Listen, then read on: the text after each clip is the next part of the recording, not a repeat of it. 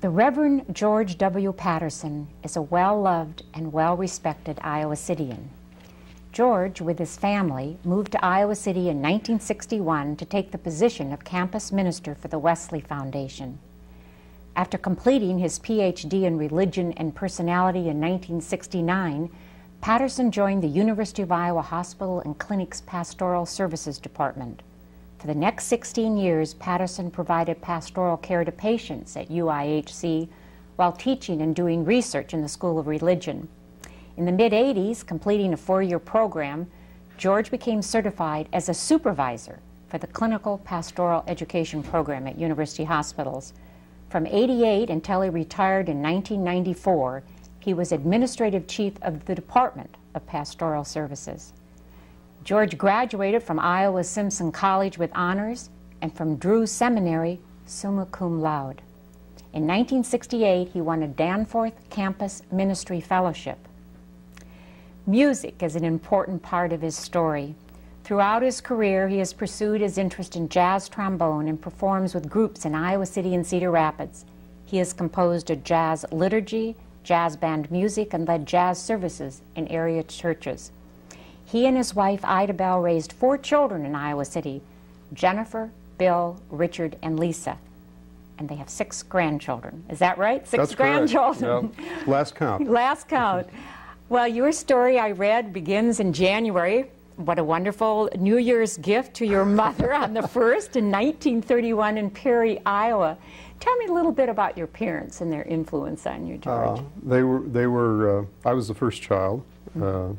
They were a farm couple. My father had made a down payment on the farm in 1929, which was just, the beginnings of the Depression.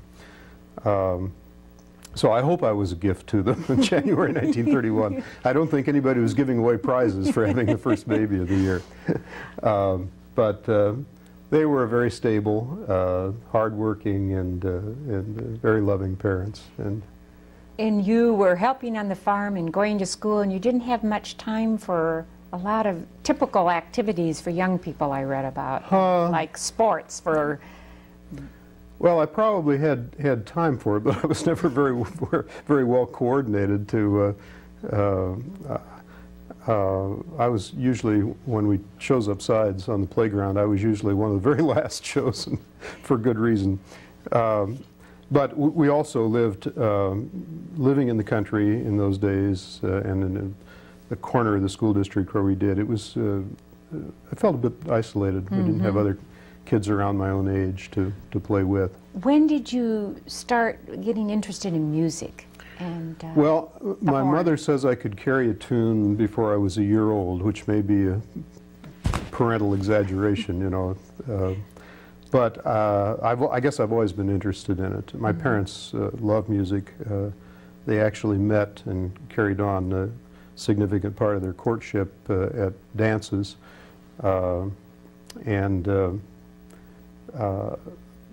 I suppose when I was 7 or 8, I really began to get interested in music fairly seriously. And you picked the trombone.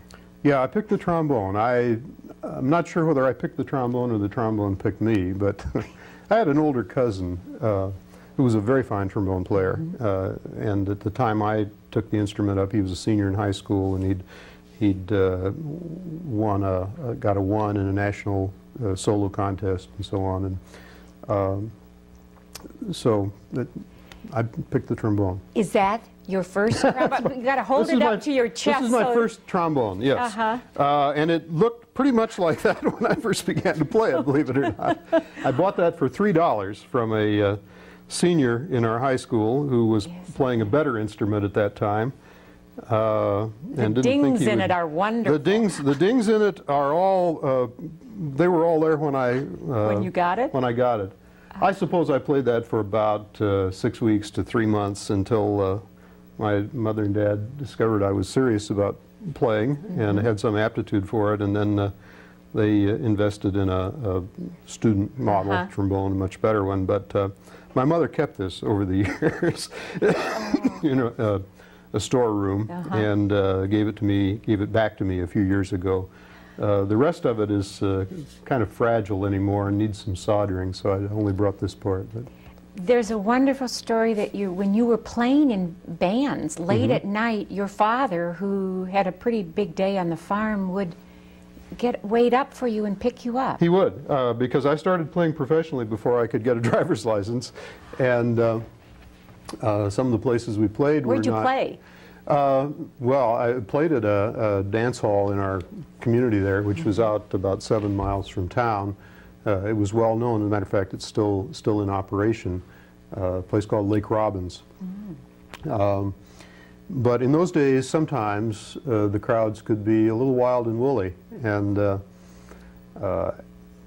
first few professional gigs I played, one or both of my parents would go and stay for the evening and dance some and take me home afterwards. And then after they got to know the fellows in the band and discovered they were a fairly trustworthy bunch, they would come and pick me up, or my dad would come and pick me up. And being a farmer, he got up early on the farm, you know, so I didn't realize how much he was giving up in those days. After high school, you were off to Simpson College. This was an important time for you, these 4 years. Yes, it was. I read somewhere that when Thomas Wolfe went to Harvard, he was absolutely distracted by wanting to read all the books in the Harvard Library and thinking that while he did that, he couldn't meet all the people who were walking in Harvard yard outside. Well, I wanted to read everything I could get my hands on. I had gone through a change of direction then from music to ministry, and I was keenly feeling my lack of knowledge about things in general, literature, history, philosophy, the whole business. When did you get what they call the call to go into the ministry? I was 16. It was in the summer of that year that I began having some serious thoughts that maybe being a jazz musician wasn't the way I was supposed to spend my life, and underwent a fairly protracted, or it seemed like at the time, for a 16-year-old, fairly protracted struggle with that decision. But once I made it, felt really quite confident that had indeed turned out to be the right decision. And after college, you met your wife in college? No, oh, you did? in high school. In high school? In high school, yes. And we started dating the beginning of our senior year of high school. We were classmates. And so when you graduated from Simpson, you got married, I read, and then off to Drew Seminary back east. Back east, yeah. Well, so where did you go after you got your degree in Iowa? Iowa beckoned you back? And Iowa beckoned, yeah. I realized how much I enjoyed living in the Midwest. My 3 years in New Jersey, just on the western edge of the New York metropolitan area. And Idabel had the same feeling. We had a 9-month-old daughter by that time, and so Iowa was home, and we came back, and I was assigned to a small Methodist parish at Russell, Iowa, which is in the south central part of the state. And then how did you get to Iowa City? Well, there was another parish assignment after that at Sheridan, which not many people know how to spell or pronounce. They see it. I've not heard of it. C-H-U-R-D-A-N. It's in Greene County. And then the Wesley Foundation at Iowa City was looking for a new campus minister, and my bishop asked me if I would be willing to interview for the position, and I did, and we came to Iowa City. What a time for you to come in '61 from rural, Iowa into what was happening on the campuses with the turmoil here. Well, how was that for you? The turmoil hadn't quite started in '61, although the seeds of it were there. But it was exhausting at first. It was like having to learn a whole new profession almost, because all the things that I had that I had learned to do as a parish pastor. Virtually all the things I had learned to do, I didn't do as a campus minister. It was exhausting, but it also turned out to be very exciting. And what were churches like? I mean, what was the like in the 60s? Well, for students, I mean. For students. Yes. Yeah, we were kind of on the downswing of a tremendous interest in religion, concern about religion that had swept through the country following the end of World War II and through the 50s. And the student center that I managed, for example, had been built in the 1950s. The one wing of it was just about 2 years old when I came here. But attendance at formal kinds of things, Sunday evening suppers, parties, and so on, was beginning to fall off noticeably. And what we had were a smaller group of very intensely concerned students who wanted to explore the relationship of their faith to various kinds of intellectual and ethical issues. And it was hard for people on campus ministry boards, many of whom had come up in campus ministry through those glory days of the home away from home, and the large Sunday evening crowds. It was hard for them to grasp the change that was taking place. So it was kind of turbulent time in campus ministry, although the turbulence on the campus generally didn't begin for a few years yet.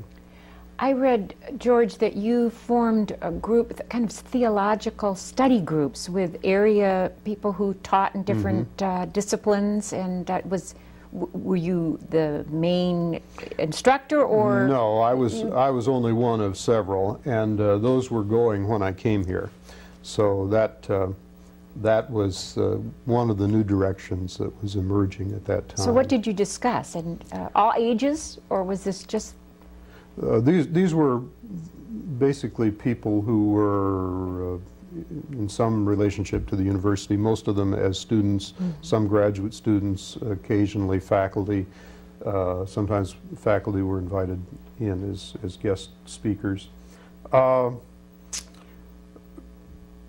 Actually, what we discussed was the understanding of the Christian faith that a 20th century thinking person might be able to affirm. And of course that left lots of space, lots of variety. We read contemporary novels, we read selections from contemporary philosophers, contemporary theologians, people who were contemporary at that time. Camus was a great, Albert Camus, there was a lot of interest in Camus' writings. Dietrich Bonhoeffer, the German pastor, theologian who was martyred by the Nazis. His works, Reinhold Niebuhr, Richard Niebuhr, Karl Barth, some of the theological heavyweights of that day. Did that kind of have the impetus for you to go back for your PhD? Well, yeah, it did, in a way. I found that very exciting. And I had always had the notion that I wanted to get back to graduate school and do something more, but I wasn't sure what it was. And after a few years in campus ministry, I began taking courses in the university one at a time, just to kind of keep in touch with what was happening on campus.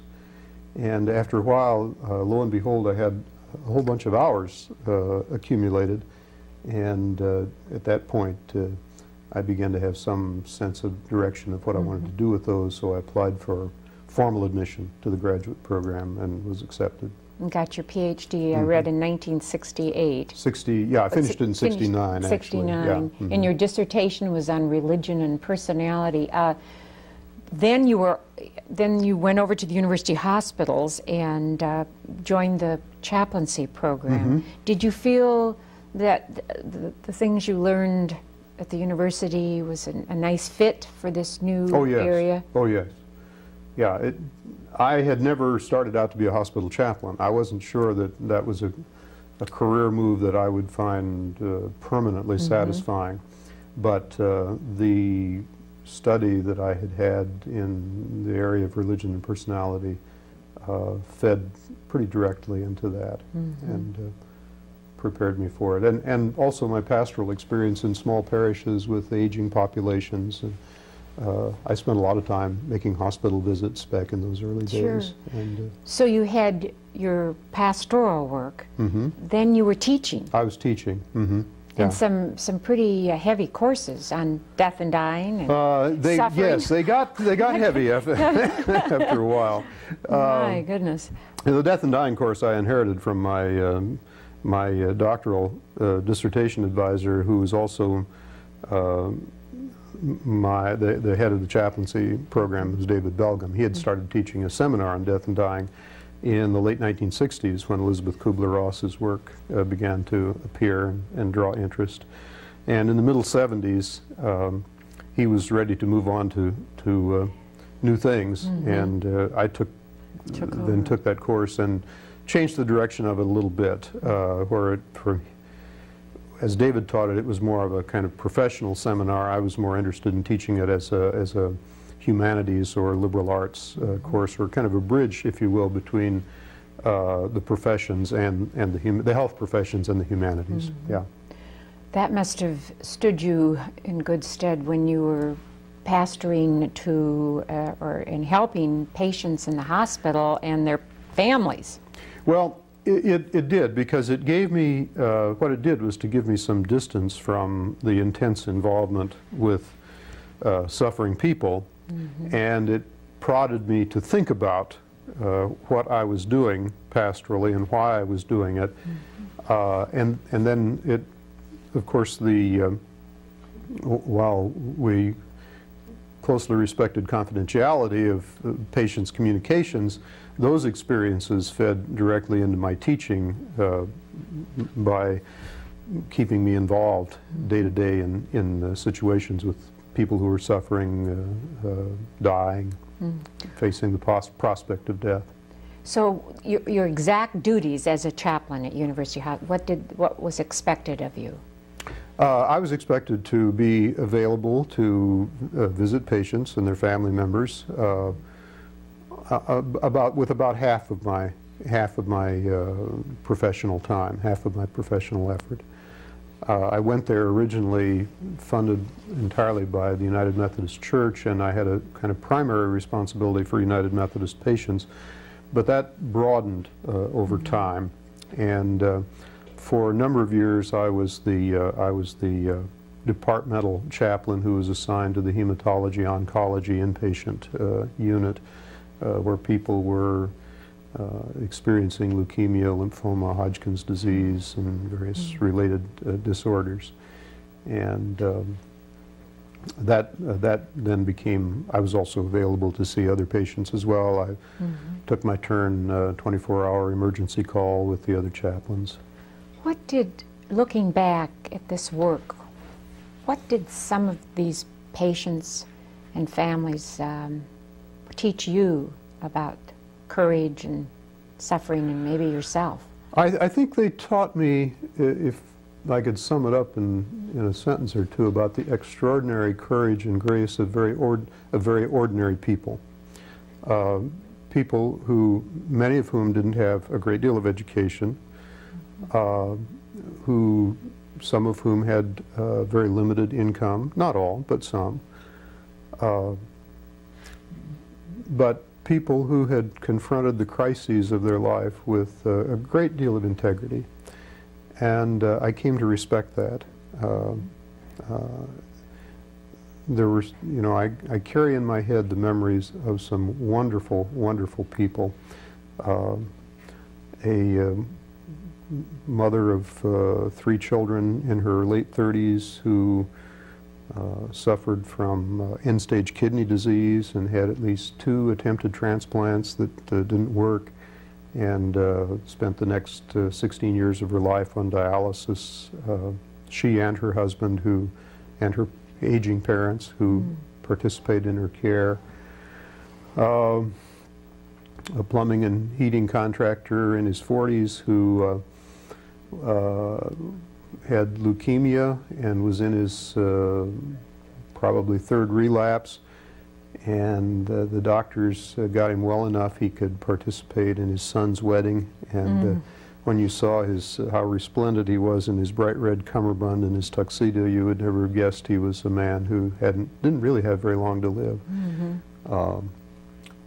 A nurse in her late 40s who had raised 5 children to the grown stage and had worked in intensive care. Had she gone back and got her nursing, her RN, you know, in her 30s or early 40s, and then found herself with a fatal illness. And I said to her one time when she was nearing the end of the course, which took about 3 or 4 years, I said, these last years have been really hard for you and your husband, haven't they? And she said, well, they have. But she said, you have to know that we've had some of the best times of our life during these last years. And that kind of courage and grace made a tremendous impression on me. And then you could go home and have the balance of your family, your healthy children, and your teaching with the students. That was probably important to you. You were probably a better caregiver, a pastoral, I'm talking about, with the balance of a family. Oh, I could never have done it without Tell my me family. about your children, what they're about and where are they? Okay. Well, let me begin with my wife, Ida Bell, who retired as a medical secretary at the same time I did last January 1st. Our children are Jennifer, who lives in the Quad Cities with her family of 4 children, and her husband, who is a painting contractor, wallpapering contractor.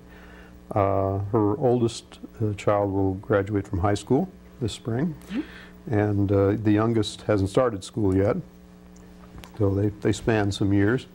Bill, the next oldest, lives in Coralville, and he and his wife Robin are the parents of about a 3-month-old daughter. She's our youngest grandchild, Marie. Bill is a research physicist with the Department of Physics. Richard, who is the next in line, lives in North Liberty. He and his wife Mary both work at University Hospital. He has a degree in music, and he's working to get another degree in computer science. And Lisa, our youngest, got the farthest away. She and her husband Ken, who is a Navy Reserve recruiter, live in Spokane, and they have one child, Andrew, who's 7 now. And we spent about 3 weeks with them in July. And who made this beautiful? This, Lisa made this. She cross-stitched it from a kit, actually, that we found in a little town in Wisconsin. It was, she made it for me, but she also made it in preparation for Bill and Robin's wedding, which took place about 3 years ago. And I'm very attached to this, as you can see. I don't get much of a chance to wear it anymore. Oh, you don't. So, oh, it's lovely. But it's a treasure. Yeah. It is. Yeah. I want to move from your work, your family, to something that I know is very important to you, your music. Yes. Yes, jazz. You've written even some jazz band music and a jazz liturgy. And you've performed the liturgy? Where have you? Numerous times, yes. Where? Yes. At local?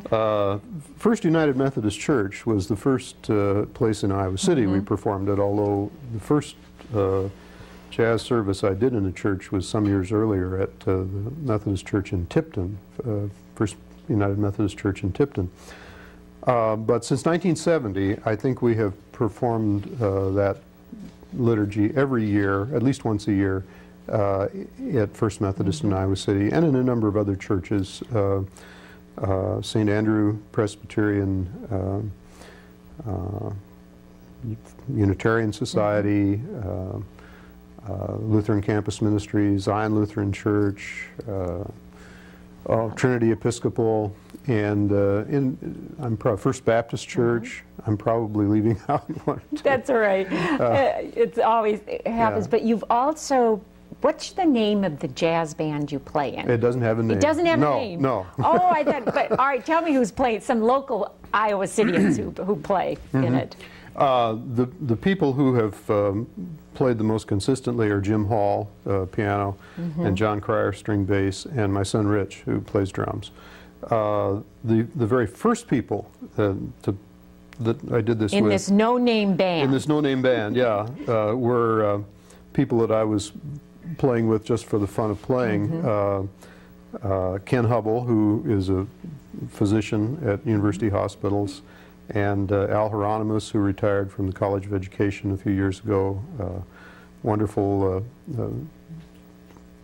educational psychologist and jazz piano player, and Ed Gordon, who played string bass, and Ed left here some years ago to teach in Buffalo and then later at Temple, and Ed was the person who revised the music aptitude test that Carl Seashore designed some years ago.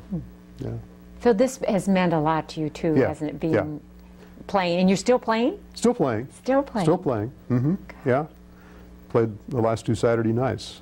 In this no name, receptions. how does anybody ever hire you? Well, they have to call you? Actually, I play with other people. Oh, you play with other people. Okay. Yeah.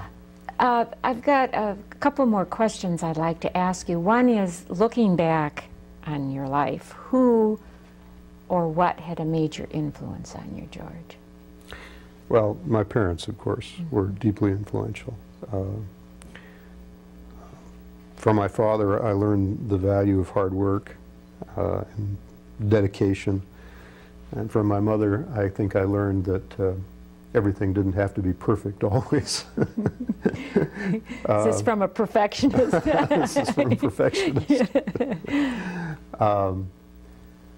My pastor, who was in high school at the time I made my decision to enter the ministry, was an enormously influential person who was very quiet and unassuming. Interestingly, was a person in his middle to older years, in his mid-50s at the time I knew him. Put absolutely no pressure whatever on me to make the decision I made, but was enormously supportive. And there were people in college, Clifford Lott, who was Director of Religious Life at Simpson when I was there, the teachers in the English department, Ruth Jackson and Dr. Watson, whose first name escapes me now. At seminary, teachers like Carl Michelson, who died at age 50 in a plane crash, but was one of the most stimulating minds I had ever encountered. David Belgum, who supervised my graduate work. These have all been, and my wife, who's been a very influential person in my life. I've learned more from her than I can readily tell. With that note, I think that's a wonderful way to end this interview, and I appreciate you coming today. Thank you. Thank you. My guest on One of a Kind has been George Paterson. For 33 years in our community, George has quietly and compassionately influenced the lives of students, patients, friends, and colleagues. His career includes serving in campus ministry, teaching in the School of Religion, guiding the University Hospital's Pastoral Service Department, and supervising the Clinical Pastoral Education Program. A chaplain and fellow colleague stated, and I quote, "With George's academic background, he brought a degree of excellence to the program that is the envy of many centers around the nation. George is a very caring, supportive colleague who, by example, extracts the best from others." End quote. If his work at the hospital and the university fed his spirit, playing the jazz trombone and composing jazz music feeds his soul. George Paterson is one of a kind.